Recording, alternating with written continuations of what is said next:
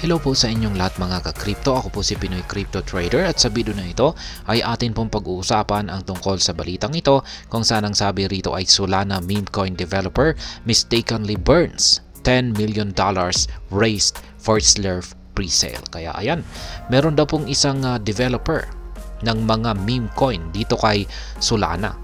Ang aksidenteng nagsunog ng $10 million na kanilang nakuha sa presale ng kanilang meme coin na tinatawag po nilang Slurf. Kaya yan, atin pong alamin kung ano nga ba ang nangyari at kung bakit siya nagkamali.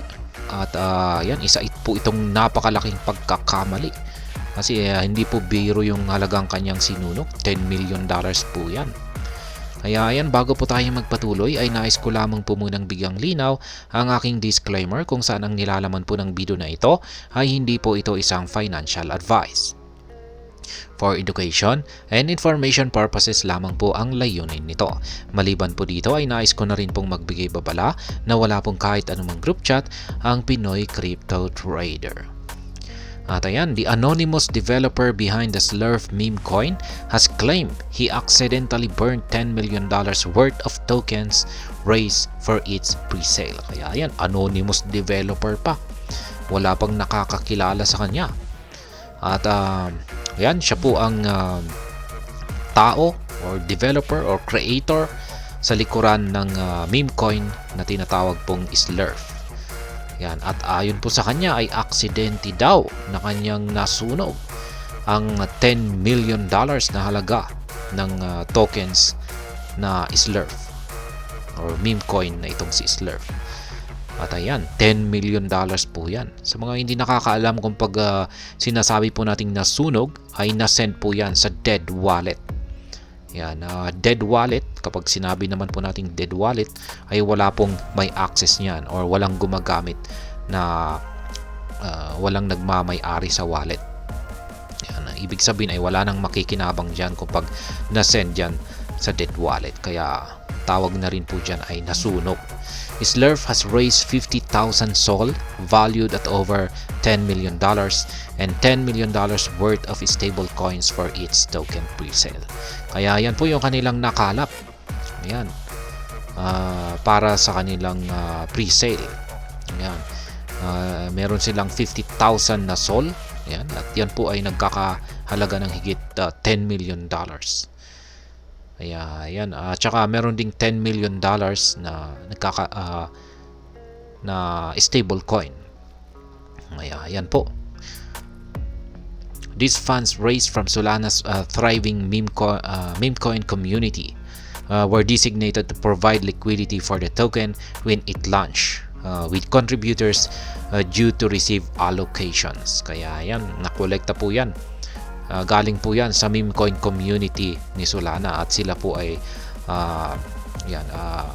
yung funds na ito ay para po mag-provide ng liquidity.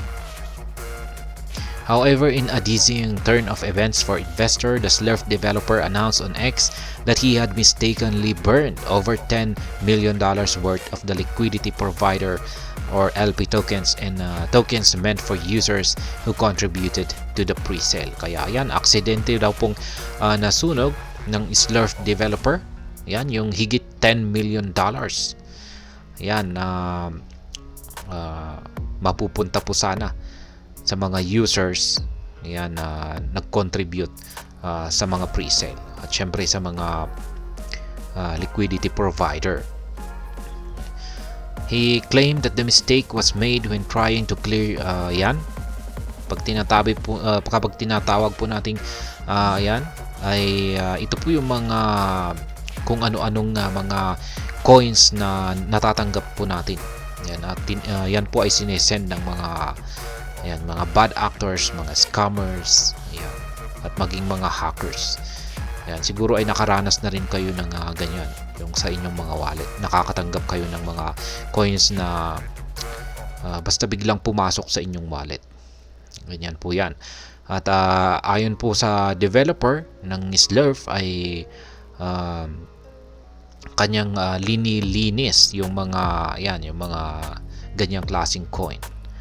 Ngayon sabi niya rito ay, while doing so, I accidentally burned them with a pile of other coins. The Slurf developer explained to the community. Kaya yan po yung kanyang paliwanag. Habang linilinis po niya yung ngayon, yung tinatawag na ganito na mga coins ay nasama yung mga coins na hindi dapat.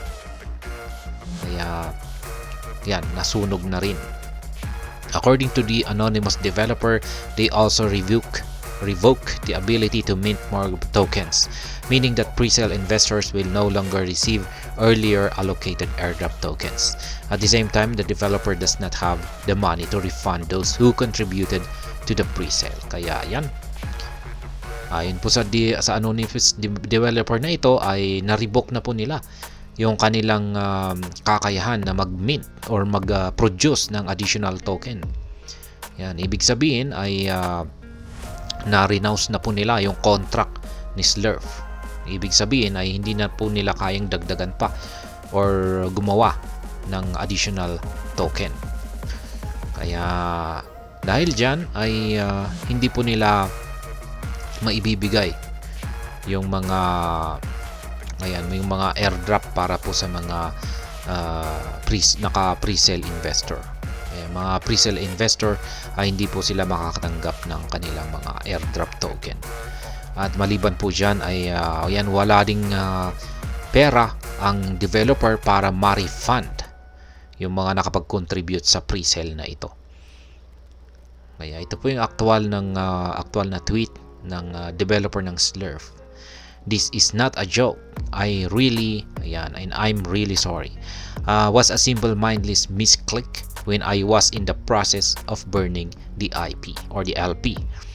I went to Sol and send, and the IP tokens didn't show up there. So I thought I'll just clean out the wallet of these others. Kaya yan yung nangyari. Once I did that, I went back to Solana Tools website and burned the LP, not noticing I had burned the tokens just before. The biggest probably here is I don't have 10 million to refund the pre-salers. I've been up for 3 days preparing this and fumbled at the finish line.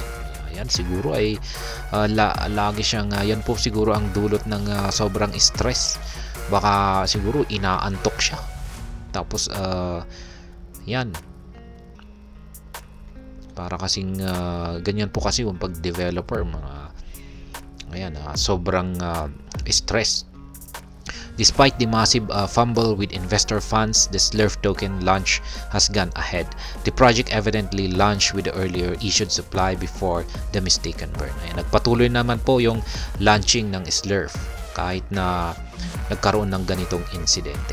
At ito yung sila po ay nakapag-launch sapagkat meron naman po silang nauna na nailabas na supply nitong si Slurf. At yan po yung kanilang ginamit sa kanilang launching. Meanwhile, the community continues to debate whether the burn was a genuine mistake, a scam attempt, or a marketing ploy to attract more investors to Slurf. Others view it as an indirect benefit to the trending Solana coin, with the cryptocurrency supply now permanently reduced as a result of the mistake. Kaya yan, patuloy daw po na pinagdidebatihan yung insidente na ito. At syempre, sari-saring opinion at spekulasyon ang nagsilabasan. May mga nagsasabi na ito ay talagang isang pagkakamali. Meron ding nagsasabi na scam po ito, scam attempt, or isa lamang daw po itong parang marketing strategy para makapag-attract pa ng mas maraming investors dito sa Slurf. Kaya ayan, yung iba naman ay ang kanilang pananaw dito ay indirect benefit daw para kay Solana. Kaya yan, pero ngayon ay wala po talagang nakakaalam. Ayan, kung ano nga ba talaga ang intention, or kung isa nga ba talaga itong honest mistake, or may hindi natin alam na intention dito. Kaya Ayan, hanggang dito na lamang po tayo sa video na ito. Sana po ay inyong nagustuhan ang aking paliwanag dito. Kung inyo po itong nagustuhan, pakiclick lamang po ang like button nito. Para naman po sa mga bago lamang dito, kayo po ay aking inaanyayahan para mag-subscribe. Pakiclick na rin po ang bell icon nito dahil ito po ang siya magsisilbing notification nito sa mga bago kong videos na akin pong ina-upload sa aking YouTube channel na ito. Marami pong salamat sa panonood, ingat po tayo lagi at God bless po sa ating lahat.